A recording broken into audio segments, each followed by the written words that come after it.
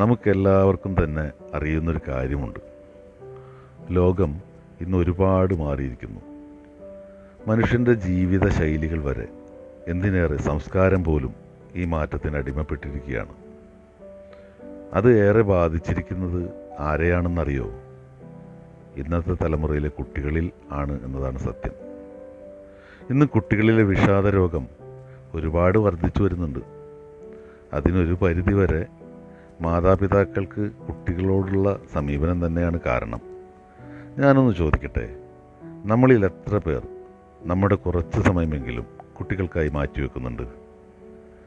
നമ്മുടെ കുട്ടികൾക്ക് വേണ്ടി നാം കുറച്ചു നേരം മാറ്റിവെക്കുക എന്നുള്ളത് അനിവാര്യമായ ഒന്ന് തന്നെയാണ്.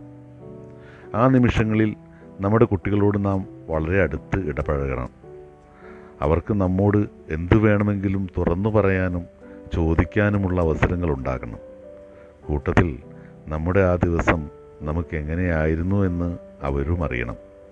അങ്ങനെയാകുമ്പോൾ പതിയെ പതിയെ നമ്മോടൊന്നും ഒളിച്ചു വെക്കാൻ സാധിക്കാത്ത രീതിയിൽ നമ്മുടെ കുട്ടികൾ നമ്മോടടുത്തിരിക്കും.